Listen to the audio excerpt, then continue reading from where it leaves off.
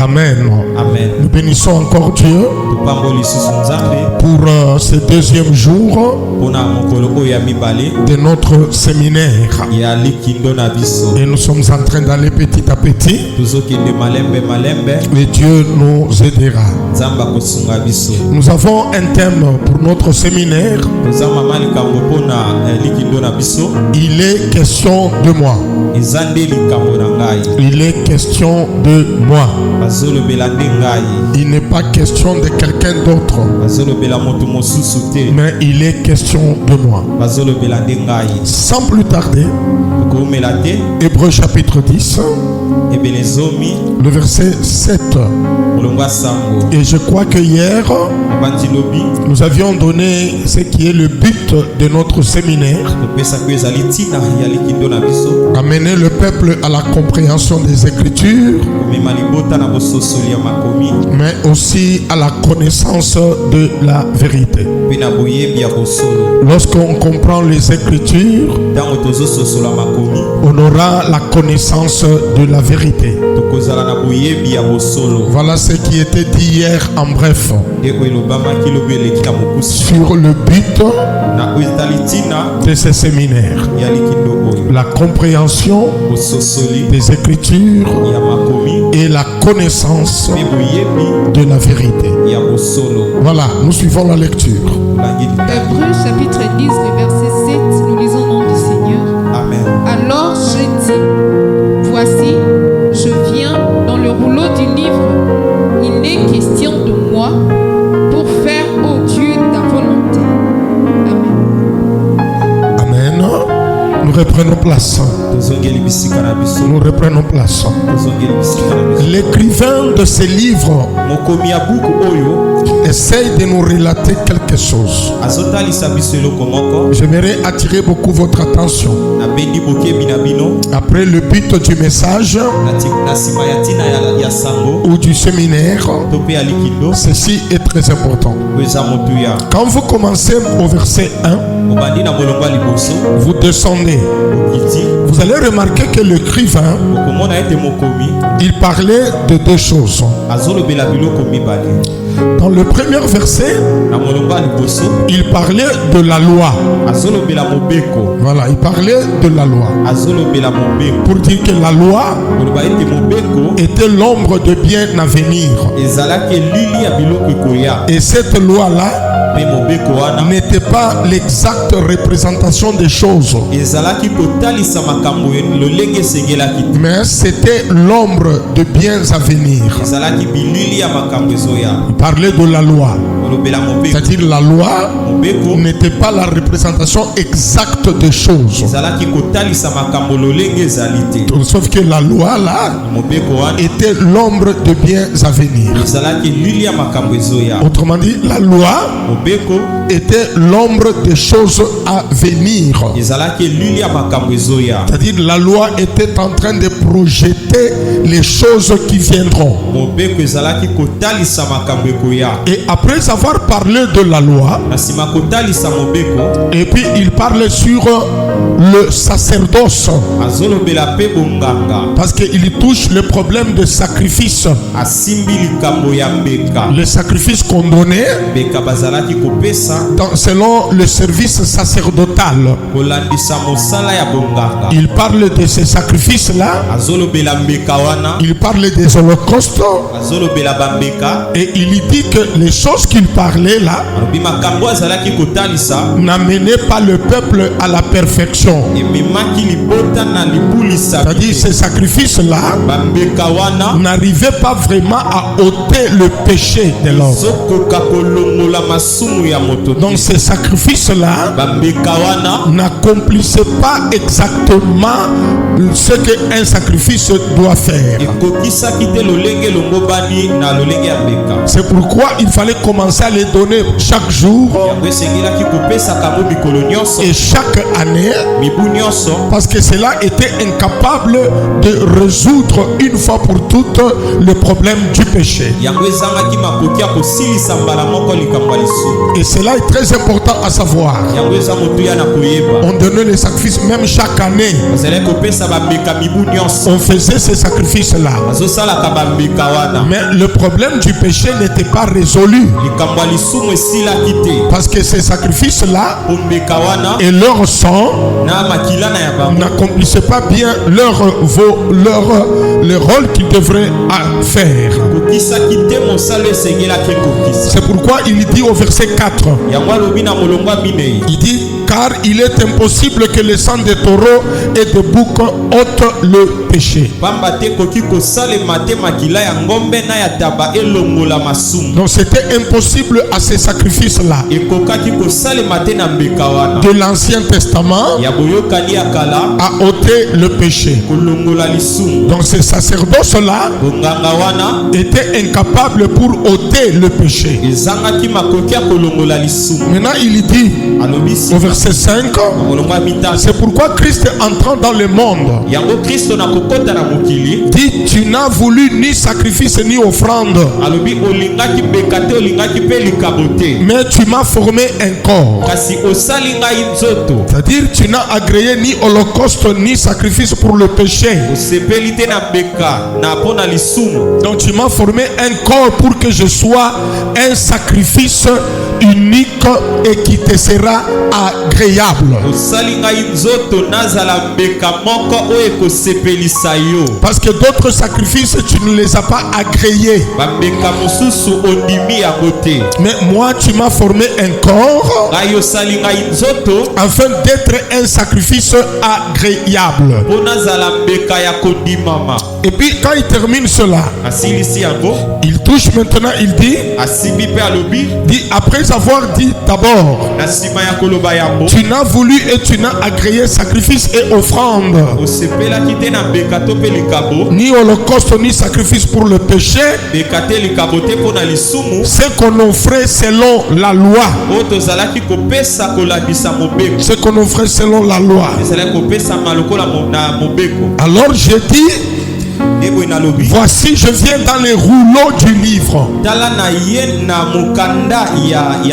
Il est question de moi. Alléluia. Amen. Alors qu'est-ce que vous devez retenir là-bas avant qu'on aille plus loin? Donc la loi n'était pas l'exacte représentation des choses,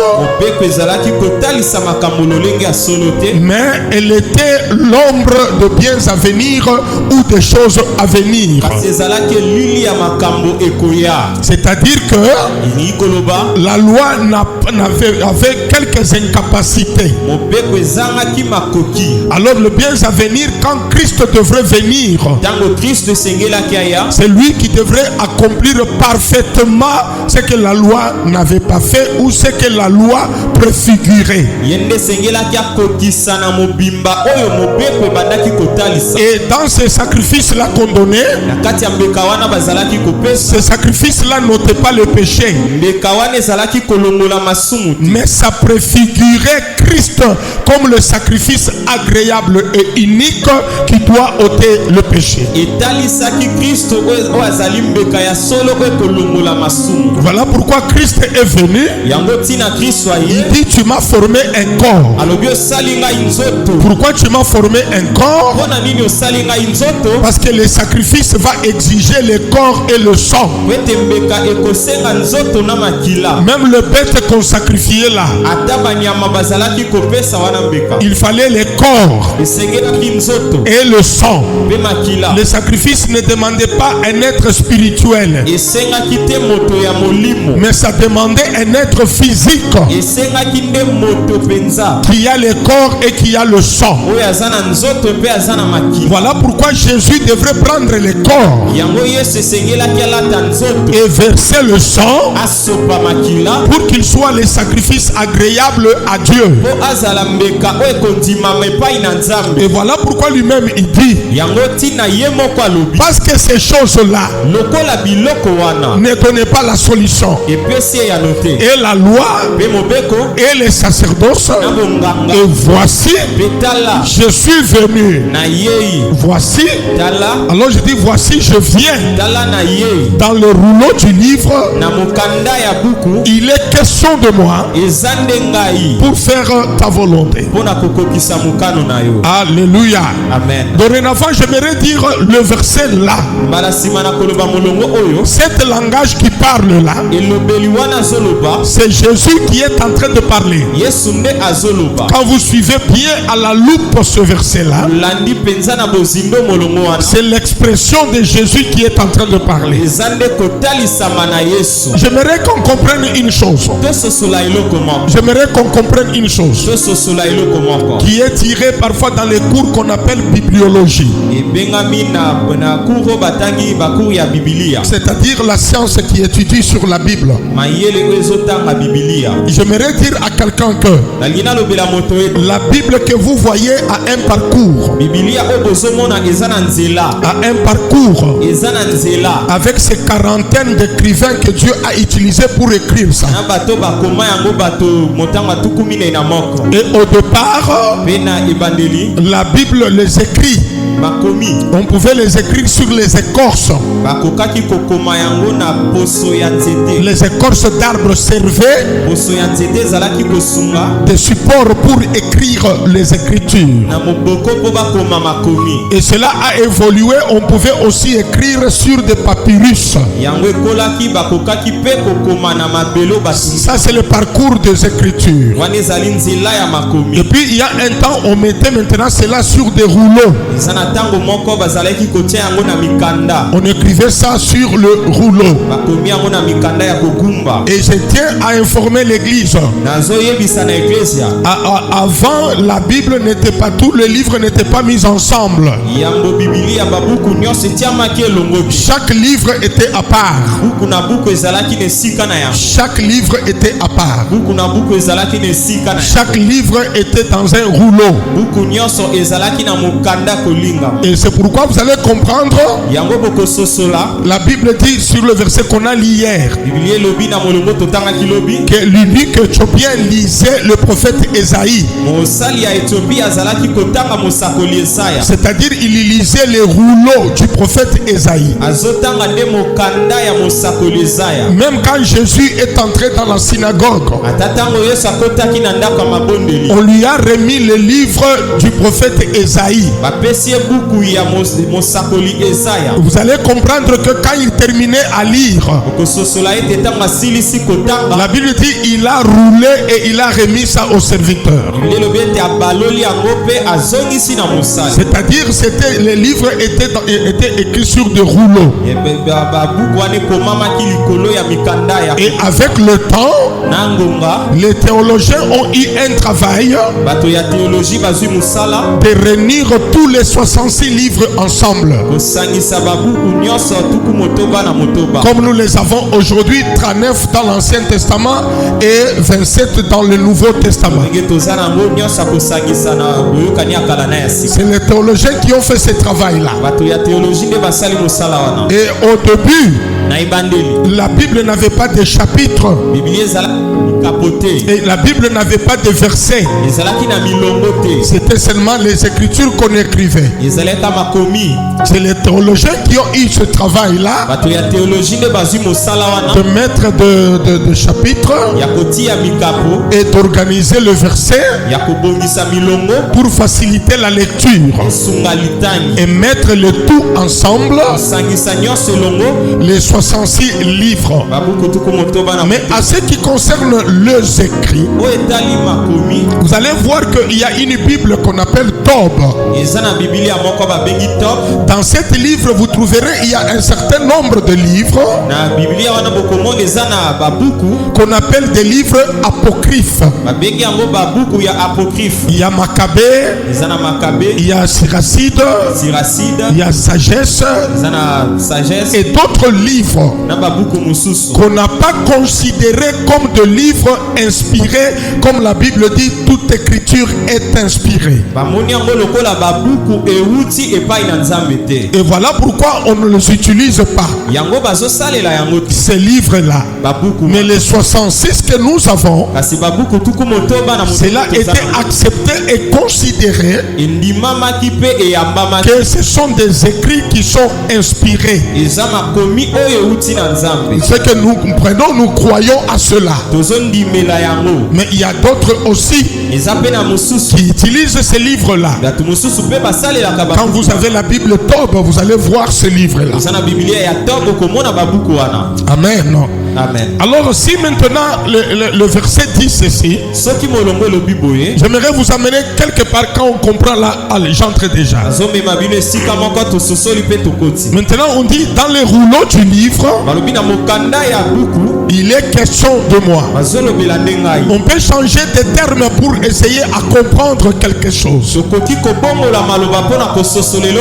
C'est-à-dire dans les Écritures, il est question de moi.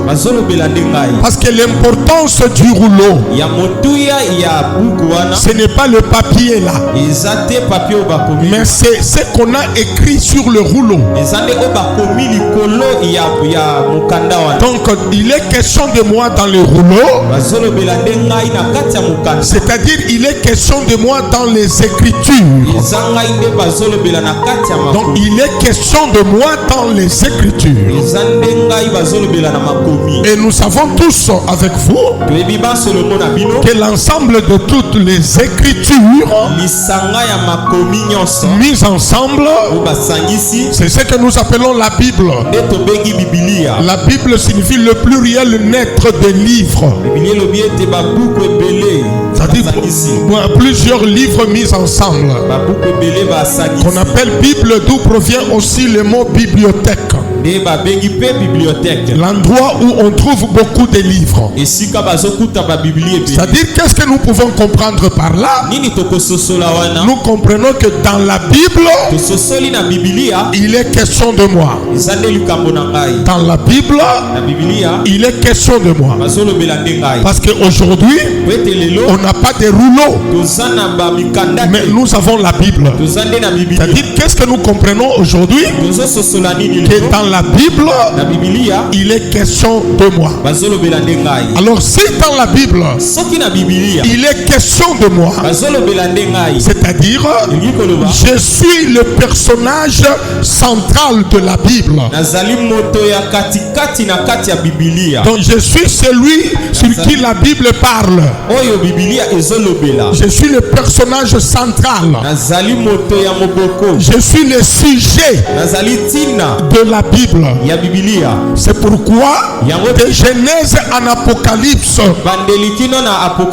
Jésus est le sujet central de la Bible. Et le personnage central de la Bible. C'est que tu dois comprendre qu'il est question de moi dans le rouleau. C'est-à-dire il est question de moi dans la Bible. Dans la Bible, il est question de moi dans la Bible. Si vous voulez quelques exemples par rapport au rouleau, nous pouvons trouver quelque chose. Est-ce qu'on peut acclamer le Seigneur?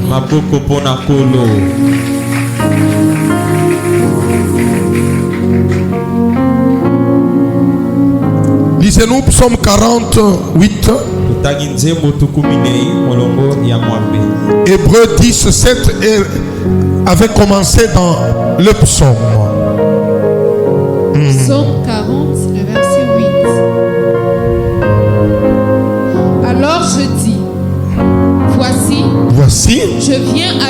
le rouleau du livre écrit pour moi. Écrit pour moi.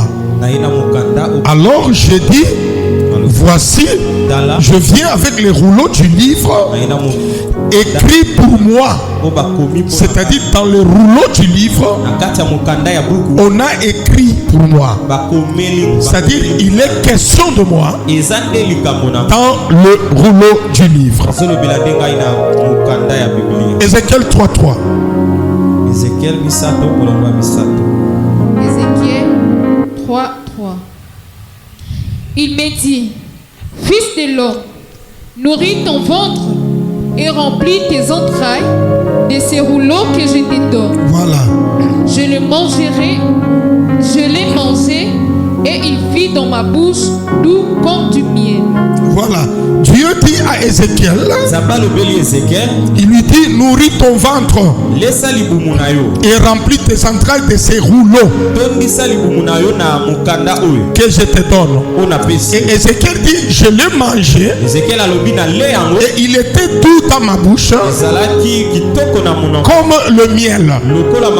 Or ici c'est une expression. C'est une expression. Le rouleau en tant que papier, on ne peut pas le manger.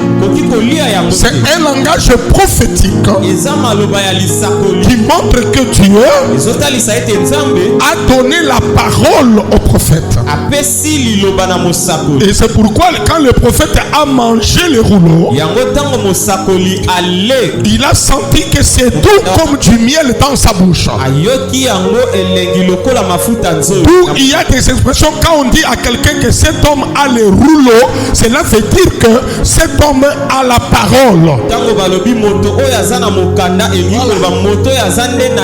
C'est-à-dire il a le rouleau en lui. Quand il commence à parler, vous sentez qu'il a le rouleau. C'est-à-dire qu'il a la parole.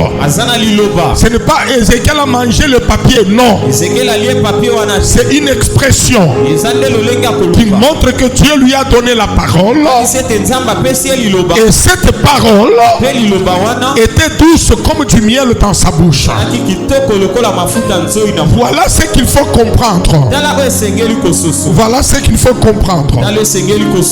Et si nous pouvons encore aller loin, si nous pouvons encore aller loin, lisez encore Luc 4, 20 à 21. Luc 4, 20 à 21. Voilà. Ensuite, il roula les livres, les remit aux serviteurs et les servit aux serviteurs. Et s'assit. Quand on dit il roula les livres, c'est-à-dire quoi? C'était quoi? C'était il roula le livre. Quand on roule le livre, ça devient quoi? Ça devient le rouleau, non? Oh. Il roula quoi? Le livre qui devient quoi? Un rouleau. Parce que pour le lire, il fallait le dérouler. Et après l'avoir lu, il fallait le rouler. Donc c'était le livre du prophète Ésaïe. Un livre à part. On n'a pas dit qu'il lisait dans la Bible, mais dans le livre d'Ésaïe, qui était un livre à part. Regardez encore une autre différence sur le monsieur qui était dans le char. Qui était dans le char. Acte chapitre 8. Acte 8, 34 à 35. Acte 8, 34 à 35. Voilà.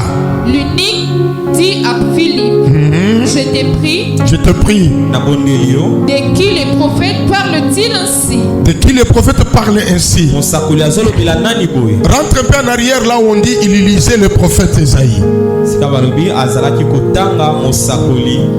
L'esprit dit à Philippe, voilà, avance et approche-toi de ces chars. Philippe accourut et entendit l'Éthiopien qui lisait le prophète Ésaïe. Ésaïe. C'est-à-dire il lisait le livre, il lisait les rouleaux du prophète Ésaïe. Alors c'est quelques versets, merci, tu peux t'asseoir, c'est quelques versets, c'était pour nous faire voir sur le rouleau. Aujourd'hui c'est la Bible, parce que tous les rouleaux sont mis ensemble. Donc il est question de moi. Aujourd'hui il est question de moi dans la Bible. C'est-à-dire Christ est le personnage central de la Bible. Écoutez ça, notez cela. Si tu lis la Bible et que tu ne vois pas Christ, c'est-à-dire tu as mal lu, reprends ta lecture. Je parle à quelqu'un. Je parle à quelqu'un. Si tu lis la Bible ou si tu lis les Écritures et que tu ne vois pas Jésus, c'est-à-dire tu as mal lu, reprends ta lecture. Alléluia. Parce que les écrits parlent de Jésus. Parce que dans le livre ou dans le rouleau ou dans la Bible, il est question de moi. Donc si tu lis la Bible, tu ne vois pas Jésus, donc tu as mal lu. Alléluia. Amen. Tu as mal lu. Reprends encore. Amen. Aujourd'hui, j'aimerais maintenant apporter quelque chose. Comme un premier sous-thème dans ce séminaire. Tu vas seulement écrire les témoignages des Écritures. Voilà, c'est que les Écritures témoignent. Ça témoigne qui? Comme il est question de moi dans le rouleau du livre, et dans le rouleau du livre il y a les Écritures. Donc les Écritures qui sont là-bas dans ce rouleau là témoignent de moi. Donc parle de moi, dis de moi, ou m'annoncez moi. Voilà. Par là on peut commencer. Jean 5, 39. Rapidement, il y a beaucoup de choses aujourd'hui. Jean 5, 39. Jean 5, 39. J'aime dans les séminaires comme ça, chacun avec sa Bible, c'est bien. Quand on lit, tu lis aussi. Suivez. Vous sondez les Écritures. Vous sondez les Écritures. Arrête-toi là. Ce qui n'est pas mauvais. Quand on sonde quoi? Quand on sonde les Écritures, ce n'est pas une mauvaise chose. Les Écritures, il faut les sonder. Mais votre sondage là des Écritures doit vous amener à Christ. Parce que si vous sondez les Écritures, vous ne voyez pas Jésus, donc votre sondage n'est pas bien. Permettez qu'on quitte un peu ce verset, on va y revenir. Qu'on rentre Proverbe 25 verset 2. Proverbe 25 verset 2. Proverbe 25, 2. Voilà. La gloire de Dieu. La gloire de Dieu. C'est de cacher les choses. C'est de cacher les choses. La gloire de roi. Mais la gloire des rois, c'est de sonder les choses. C'est de sonder les choses. C'est-à-dire dans les Écritures, Dieu a caché quelqu'un là-bas. Dans les Écritures, il le cache. Maintenant nous, en tant que des rois, nous sommes appelés à sonder les Écritures pour découvrir celui que Dieu a caché dans les Écritures. Alléluia.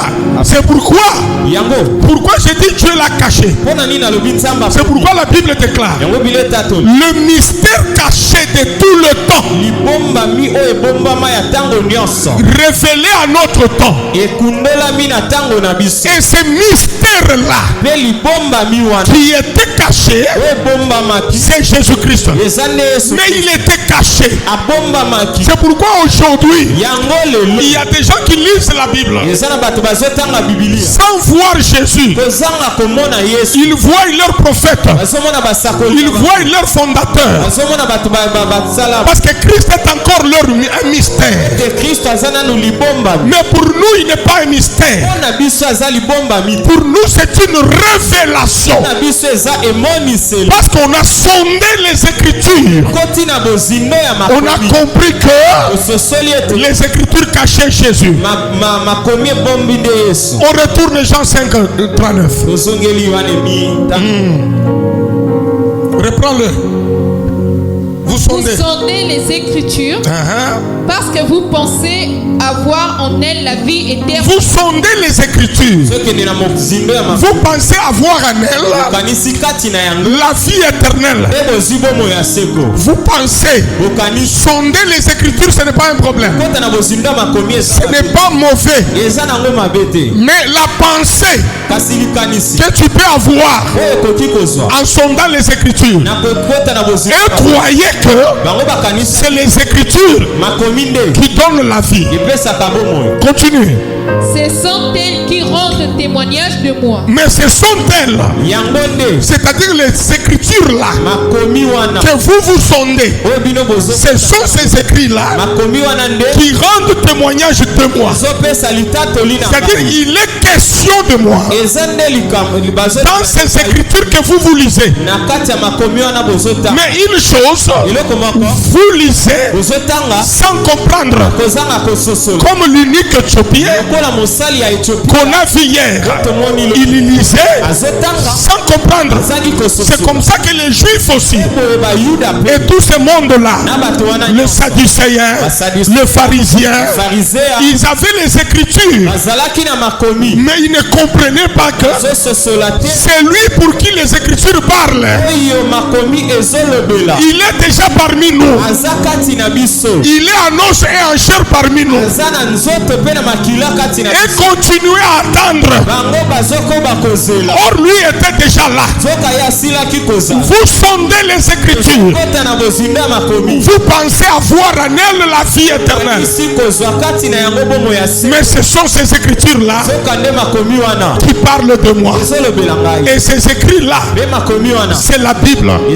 Donc la Bible parle de Jésus. Et c'est Jésus qui donne la vie. Ce n'est pas les Écritures. Nulle part il est écrit crois aux Écritures, tu auras la vie éternelle. Mais dans Jean 3, 16, il est écrit car Dieu a tant aimé le monde qu'il a donné son Fils unique afin quiconque croit en lui ne périsse point, mais qu'il ait la vie éternelle. La vie éternelle, ce n'est pas les Écritures qui donnent, mais c'est celui dont les Écritures parlent qui donne la vie éternelle. Donc les Écritures parlent de Jésus. C'est-à-dire les Écritures témoignent de Jésus. Relisons un peu ce verset ici qu'on avait lu hier. Luc 24 25-27. Rapidement s'il vous plaît. Luc 24 25-27. Alors Jésus leur dit. Ô homme sans intelligence. Ô homme sans intelligence. Et dont le cœur est lent à croire. Tout ce qu'on dit le prophète. Ne fallait-il pas que Christ souffrit ces choses et qu'il entra dans sa gloire? Et commençant par Moïse et par tous les prophètes. Attends un peu. Commençant par qui? Par Moïse et tous les prophètes à faire quoi? Continue. Il leur expliqua dans toutes les Écritures ce qui les concernait. C'est-à-dire dans toutes les Écritures, en commençant par Moïse et par le prophète. Les Écritures parlaient de Jésus. Jésus lui-même, il les explique que les Écritures que vous avez, que vous lisez tous les jours dans le temple et dans des synagogues, ces Écritures-là parlent de moi. Il est question de moi. Il est question de moi. Il est question de moi. Lisez-moi encore 44 et 45. 44, 45. Le même chapitre, Luc 24. Puis il leur dit. C'est là ce que vous disiez. C'est là ce que je vous disais. Lorsque j'étais encore avec vous. Il fallait que s'accomplisse tout ce qui est écrit de moi. Voilà. Dans la loi de Moïse, dans le prophète et dans les psaumes. Alors il leur ouvrit l'esprit. Voilà. Afin qu'ils comprissent les Écritures. Voilà. Il dit, c'est ce que je vous disais. Quand j'étais avec vous, il fallait que s'accomplisse ce qui a été dit de moi dans la loi, dans le prophète et dans les psaumes. Or la loi, le prophète et le psaume à l'époque de Jésus, physiquement sur la terre, c'est ce qui constituait les Écritures. C'est-à-dire quand vous lisez la loi, elle parlait de moi. Quand vous lisez le prophète, il parlait de moi. Quand vous lisez le psaume, il parlait de moi. Il parlait de moi. Il parlait de moi. Acclamons le Seigneur. Acclamons le Seigneur. Et puis Jésus, pour les aider, il a ouvert leur esprit pour qu'ils comprennent les Écritures. Comment comprendre les Écritures? Comprendre que les Écritures parlent de qui? Parlent de qui? De Jésus. Mais quelqu'un peut me dire, docteur, on parle aussi d'Abraham dans la Bible. Oui, c'est vrai. On parle aussi de Moïse. On parle aussi de David. On parle de beaucoup de gens. Oui, on parle de tous ces gens-là. Mais le personnage central, la personne clé que la Bible parle, c'est Jésus. C'est-à-dire il est plus que tout. Tout ce que la Bible parle là, lui est au-dessus. C'est de lui qu'on parle. Pas d'Abraham, pas de Noé, pas de Moïse, pas de Josué, pas d'Élie, mais il est question de moi. Et ma prière, que Dieu nous ouvre l'esprit, qu'on comprenne les Écritures.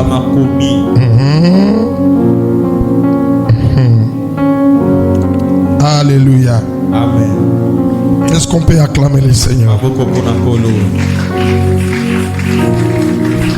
Écoutez comment on va aller aujourd'hui.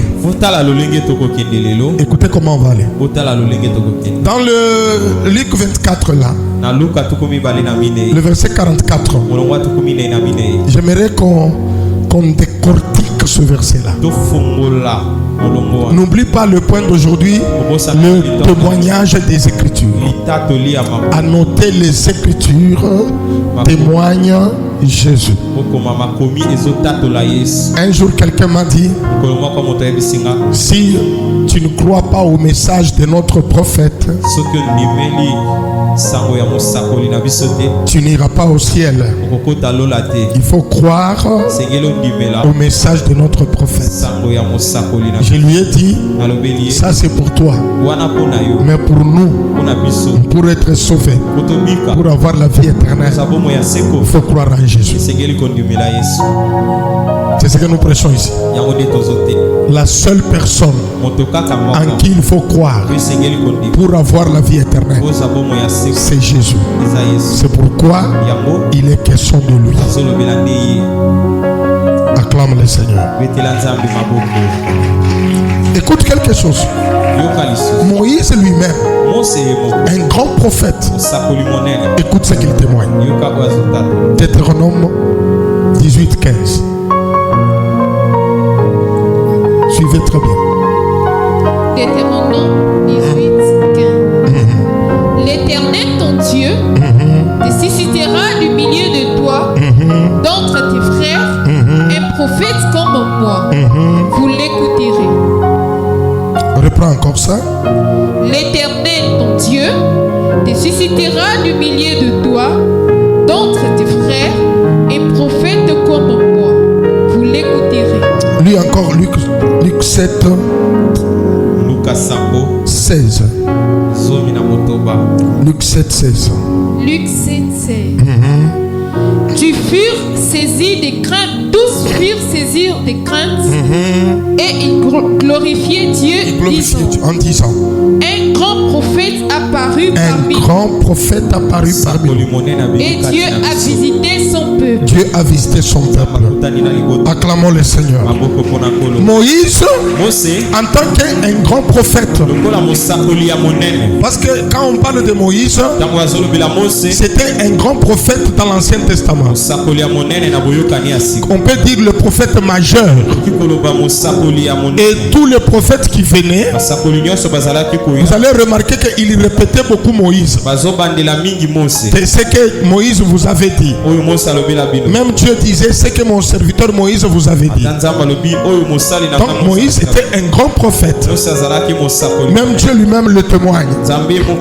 Mais Moïse, ce grand prophète-là, il a prophétisé quelque chose concernant Jésus. Il dit, Dieu vous suscitera d'entre vos frères. Il parlait à Israël que Dieu vous suscitera dans les jours à venir un prophète, un autre prophète comme moi. Il n'a pas dit des prophètes, mais il dit un autre prophète comme moi. Et ce prophète-là, c'est lui qui va l'écouter, aura la vie. Il parlait de qui? Et lorsque Jésus ressuscite le fils de la veuve de Naïm, les gens de la ville témoignent. Il témoigne. Il dit un grand prophète parut parmi nous. Et Dieu a visité son peuple. Donc Moïse déjà à son temps, il annonçait que Christ devrait venir. Un prophète comme lui, un grand prophète, il viendra. Alléluia. Dieu a frayé un autre chemin, mais dans le désert. C'était le chemin que Dieu lui-même a tracé. Suivez-moi très bien. Lorsque vous lisez cela, vous allez comprendre quelque chose de formidable. Lorsqu'on quitte Canaan pour aller en Égypte, la Bible dit on descendait. On descendait en Égypte.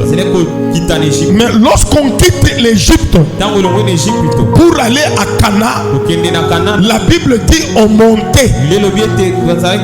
C'est pourquoi dans Exode 3, 9 à 8, il est dit que j'ai vu la souffrance de mon peuple. Je suis descendu pour le délivrer et pour le faire monter. Pour le faire monter où? Le faire monter à Canaan. C'est-à-dire pour quitter l'Égypte, il faut monter. Mais écoute quelque chose sur la parole. Amen. Canaan représente l'éternité, où tout le monde ici était. Et l'Égypte représente le monde dans lequel nous nous retrouvons. Et puis Canaan encore représente encore l'éternité. Ou le ciel d'où nous sommes venus. Maintenant, écoute une chose. Israël quitte Canaan par le chemin de Philistin. Il est en Égypte. Les Philistins, ce sont des hommes. Quand nous retournons, nous voyons Adam. C'est Adam qui est le père de tous les hommes. C'est-à-dire pour quitter l'éternité, venir ici sur la terre, le chemin c'est Adam. C'est Adam qui est le chemin. C'est pourquoi tout le monde ici est né d'un homme et d'une femme. Or cela nous ramène à Adam. De même que quand Adam a péché, nous tous qui sommes nés de lui, nous sommes considérés des pécheurs. C'est-à-dire le chemin qui aide pour venir sur la terre, c'est Adam qui est l'homme. C'est pourquoi on dit on descend. On quitte, on descend. Mais pour retourner à Canaan, Dieu dit ce n'est pas le chemin de Philistin. Moi-même je vais tracer un chemin pour vous. Et Dieu a tracé un chemin dans le désert. Voilà. Et le chemin qu'il a tracé dans le désert, ce n'est pas un chemin qui descend, mais c'est un chemin qui monte. Donc Israël, en quittant l'Égypte pour aller à Canaan, il ne descendait pas, mais il montait. Ah, si quelqu'un acclame, j'ai une bonne nouvelle. J'ai une bonne nouvelle. Maintenant, c'est ce qui est dit dans la loi, que tu as tracé un chemin pour les amener là-bas. Or, ce chemin-là était la préfiguration du véritable chemin qui est Jésus. Si le chemin d'entrée en Égypte nous parle d'Adam, le chemin de sortir pour le retourner à Canaan, là c'est Jésus-Christ. Et Jean 14 verset 6 dit: je suis le chemin, la vie et la vérité. C'est-à-dire même la loi parlait de Jésus. Il dit le chemin que vous voyez n'est pas le véritable. Ça vous amène à Canaan. Mais dans les jours à venir, il y aura un chemin qui vous amènera au ciel. C'est pourquoi Jésus dit: je suis le chemin, la vie et la vérité. Nul ne peut aller au Père que par moi. C'est moi qui suis le chemin. Et un chemin qui monte, qui prend les gens de la terre, de la médiocrité, de la poussière et les aide à monter. Laisse-moi dire la bonne nouvelle à quelqu'un. Jésus n'est pas le rond-point. Jésus n'est pas le chemin qui descend. Mais Jésus, c'est le chemin qui monte. Si quelqu'un dit Amen, j'ajoute. C'est pourquoi dans Genèse 28, Jacob a vu l'échelle qui s'appuyait sur la terre et le sommet allait jusqu'au ciel. Et il voyait les anges qui montaient et les anges qui descendaient. Et puis cela est passé. Jésus est venu dans Jean chapitre 1, le verset 51. Il dit ceci, Jésus: désormais vous verrez le ciel ouvert et les anges monter et descendre sur le Fils de l'homme. C'est-à-dire cette échelle-là, c'est Jésus, le chemin qui monte. Laissez-moi déclarer, je lève ma main, je déclare au nom de Jésus, pour tout celui qui est en Jésus, tu n'es pas appelé à descendre, mais tu es appelé à monter.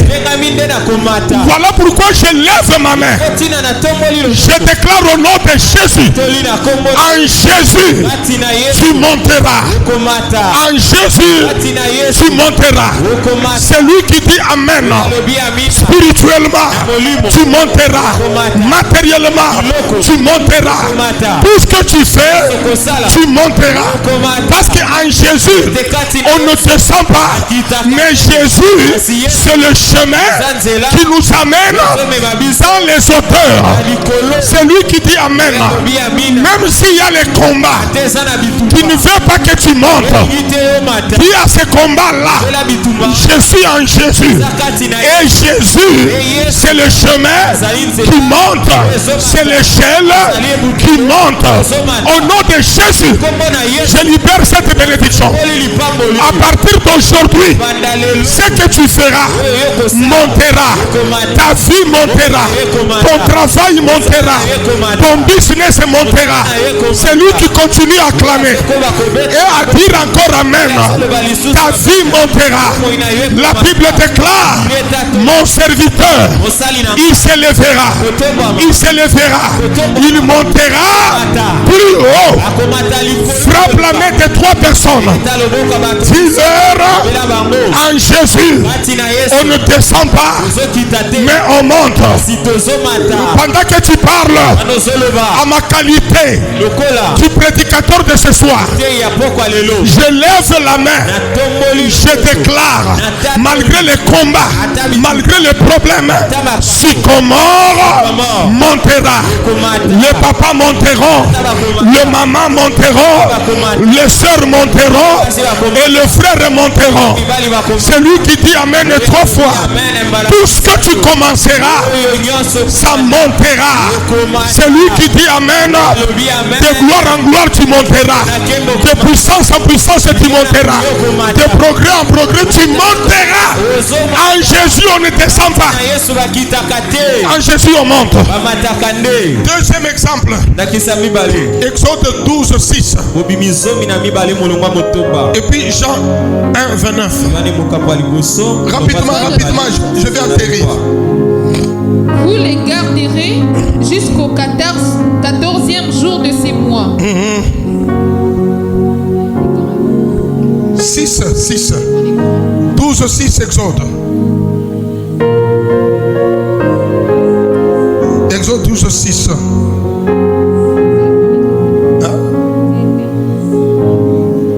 La Bible s'éteint. Julia. Exode 12, 6. Lis seulement 5. Ce sera un agneau sans défaut.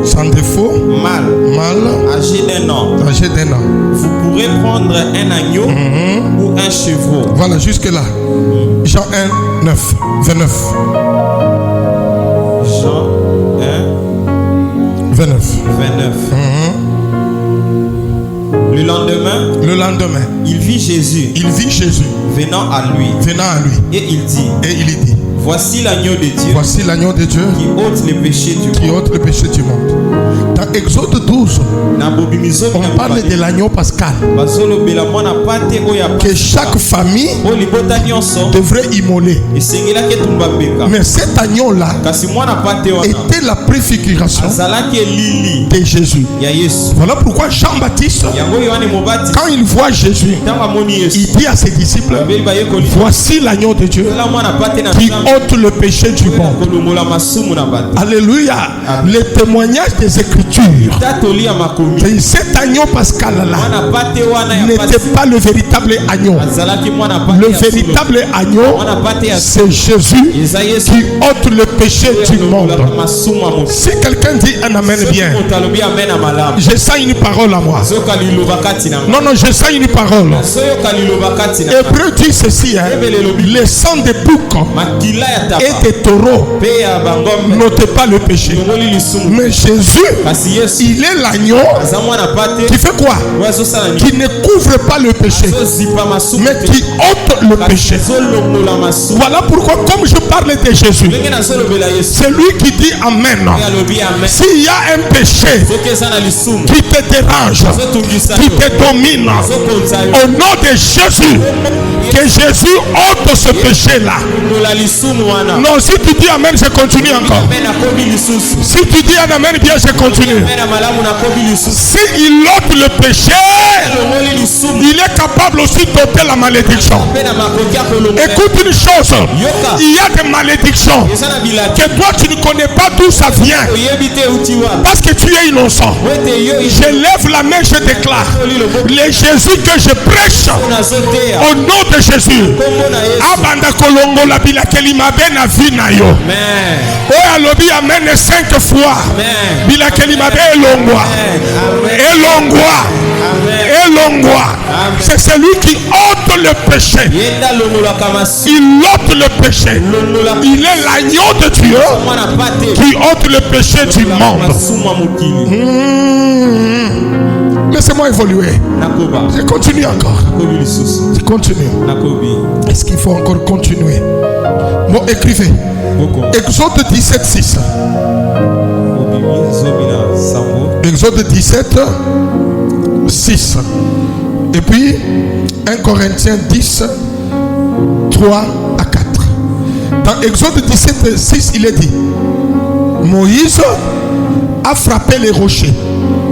Hein? Moïse a frappé quoi? Le rocher. Et le rocher a donné de l'eau. Mais dans 1 Corinthiens 10, 3 à 4, l'apôtre Paul témoigne que nos pères ont bu le même breuvage et ont mangé le même aliment, et ils buvaient l'eau du rocher, et ces rochers-là, et ces rochers-là qui étaient avec Israël, qui accompagnaient Israël, l'apôtre Paul dit, ces rochers-là étaient Christ. Alléluia. Donc Israël marchait avec Christ sans le voir. Or il était avec eux, il les donnait de l'eau.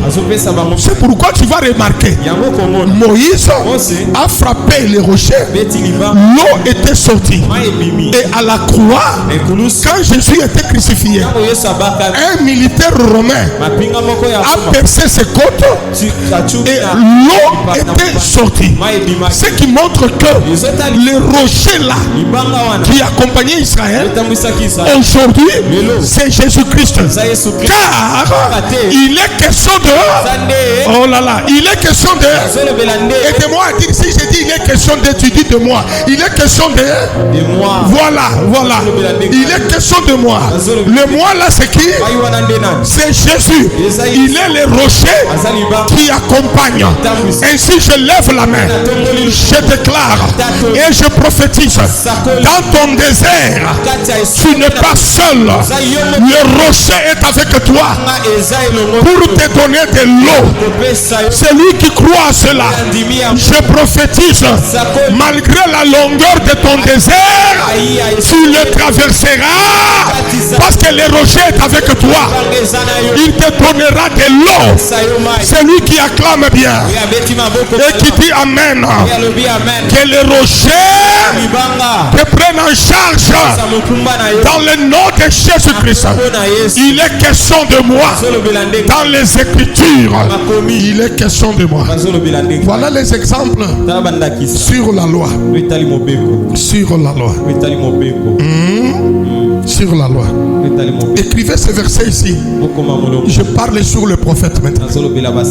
Mais écrivez ce verset. Ésaïe 61, 1 à 3. Luc 4, 20 à 21. Et puis Ésaïe 22, 22. Et puis Apocalypse 3, 7. Je peux reprendre. Je peux reprendre. Voilà. Je disais Ésaïe 61, 1 à 3. Luc 4, 20 à 21. Ésaïe 22, 22. Apocalypse 3, 17. Alléluia. Amen. Écoutez très bien. Écoutez. Nous allons maintenant voir le prophète. C'est qu'aussi les prophètes ont dit. Ce peuple, vous êtes lent pour ne pas comprendre ce que les prophètes disaient. Ésaïe 61, vous le connaissez bien. L'Esprit du Seigneur est. L'Esprit du Seigneur est sur moi. Il m'a oint. Tu connais tout ça. C'est Ésaïe qui disait ça, non? Hein? Et puis quand Ésaïe parlait, c'est comme si c'est lui qui parle, ça lui concerne. Mais quand nous arrivons dans Luc 4, Jésus est dans la synagogue. On lui donne le prophète Ésaïe. Il lit. Suivez très bien s'il vous plaît. Quand il termine à lire, c'est que Ésaïe avait prophétisé dans Ésaïe 61. Quand il termine de lire, il roule le livre, il le remet au serviteur. Et Jésus s'assit, il dit: cette parole de l'écriture que vous venez d'entendre est accomplie aujourd'hui. C'est-à-dire cette écriture-là du prophète Ésaïe parle de moi. Parlez de qui? Parle de moi. Parle de moi. Parle de moi. Donc Ésaïe parle de moi. Même Ésaïe 35, à partir du verset 4, il dit: il viendra lui-même et il vous sauvera. Il parlait de qui? Il parlait de Jésus. Et l'ange a dit: il vous est né un sauveur. Et ce sauveur-là, c'est Jésus qui est venu. Donc même le prophète parle de lui. Maintenant acclame le Seigneur, je termine par là. Acclame le Seigneur, je termine par là. Non, ta façon d'acclamer là. Acclame le Seigneur. Il y a quelque chose de bien. Il y a une bonne nouvelle. Acclame le Seigneur. Acclame le Seigneur. Ésaïe 22 dit ceci. Dieu parle. C'est Ésaïe qui prophétise. Il dit: je mettrai la clé de la maison de David sur son épaule. Quand il ouvre, nul ne ferme. Quand il ferme, nul n'ouvre. Cette prophétie-là, quand Ésaïe parlait, il ne parlait pas de lui-même, ni de David, non. Mais il parlait de Jésus. Et dans Apocalypse 3, verset 7, on dit: voici celui qui est le véritable. C'est lui qui a la clé de la maison de David. Quand il ouvre, nul ne ferme. Et quand il ferme, nul n'ouvre. De qui on parle là-bas? On parle de Jésus. C'est-à-dire Ésaïe avait prophétisé en ce qui concerne qui? Qui concerne Jésus. Et quand Jésus est venu, il est venu avec la clé de la maison de David. Parce que Bartimée nous dit: il est fils de David. Alléluia. Maintenant acclame le Seigneur. Je te dis quelque chose de la part de Dieu. C'est comme si on n'a pas les mamans ce soir. C'est comme si on n'a pas les sœurs. Ta façon d'acclamer là, ça m'étonne. Ta façon d'acclamer là, ça m'étonne. Comme Jésus, c'est lui qui a la clé. Laisse-moi te dire trois choses. Comme c'est Jésus qui a la clé, quand il ouvre, nul ne ferme. Ainsi je lève ma main à ma qualité de oint de Dieu, à ma qualité de message de ce soir. Comme Jésus a la clé, et si tu dis Amen, j'ajoute encore: Jésus a la clé, mais à Pierre il donne les clés. C'est pourquoi je lève la main. S'il y a des portes qui t'ont résisté depuis depuis janvier jusqu'à aujourd'hui. Aujourd'hui, au nom de Jésus, parce que Jésus a la clé, je déclare que ces portes-là s'ouvrent. Que ces portes-là s'ouvrent. Si tu dis Amen 5 fois, que 5 portes s'ouvrent. Que 5 portes s'ouvrent. Et puis quand il ouvre, nul ne ferme. Quand il ouvre la porte, nul ne ferme. Parce qu'il a la clé. C'est Jésus de Nazareth. Jésus de Nazareth. Même dans le psaume, on parle de lui. On parle de lui dans le psaume. Donc toutes les écritures parlent de lui. Pendant que je priais au bureau ici, vers 12 heures, pendant que je priais, je vis une jeune plante qui sortait de la terre. Difficilement. Et puis ça poussait, ça donnait des feuilles et des fruits. Et puis j'ai vu cette plante-là, cet arbre-là, séché. C'était séché. Toujours dans la vision, j'ai vu de l'eau qui s'approchait vers cet arbre-là. Et j'ai remarqué, l'arbre a commencé encore à verdir, à donner des feuillages et à donner des fruits. Et il y avait beaucoup de fruits. Et Dieu m'a dit, Bruno, ce que tu vois, c'est sycomore. Il y avait un temps, ça avait fleuri, ça avait produit les fruits. Après un temps, la sécheresse est entrée. Cela était séché.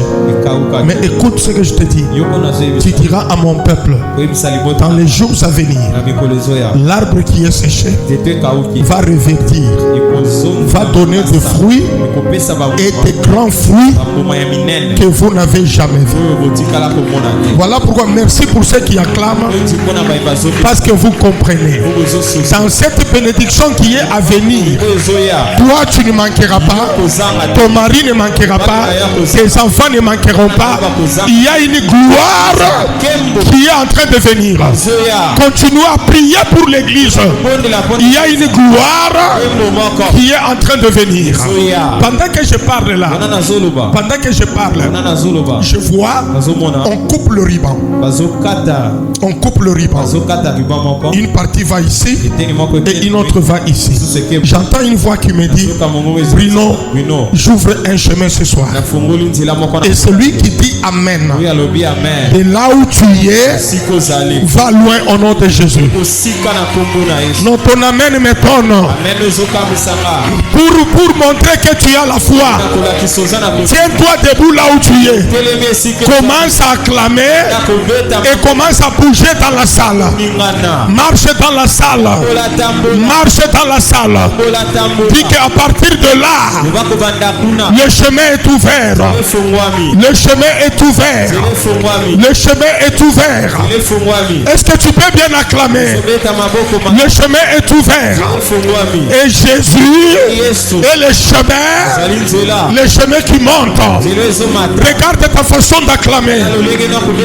Regarde ta façon d'acclamer. Regarde ta façon d'acclamer. Ta façon d'acclamer, ça m'étonne. Ta façon d'acclamer,